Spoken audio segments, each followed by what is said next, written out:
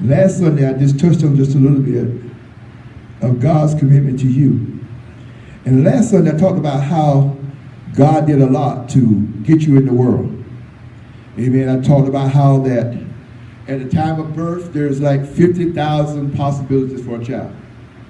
And God goes through each of those 50,000 possibilities, looking for the person that he wants you to be.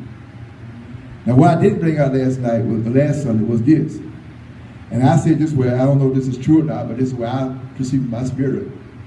That God looks inside of him and he sees first he sees a problem that's going to happen in the earth. And then he looks inside of him and he finds that solution for that problem. And then God begins to look through 50,000 possibilities for that person that can solve that problem. Eventually, God will come upon that one, amen. Sometimes it may take several months. You know, sometimes you women understand what I'm talking about. Sometimes you're thinking that this is the month, and then you don't get pregnant, and the following month you don't get pregnant. And this God said, all that 50,000 I went through in you last month was not the right one. I'm still looking for that one. And when God finds that one, he releases that person into the earth, and he anoints that person with a solution to that problem that he's trying to solve.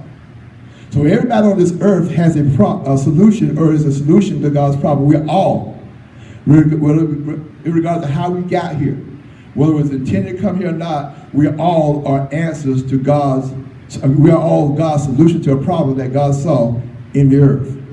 So God chose me, he chose you, he chose all of us. We're not here by accident. I mean, I know a lot of times parents tell their children, you're an accident.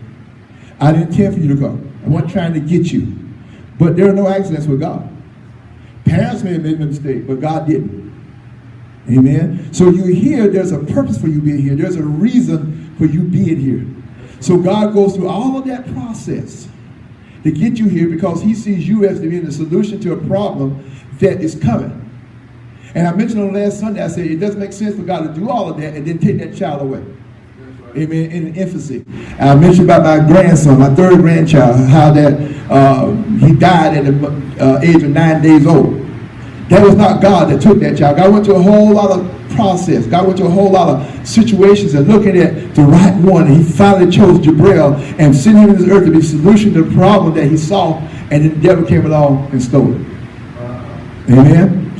So we're not here back to do with you. See, it doesn't make sense. I said on that, I guess that become my favorite term now. That doesn't make sense.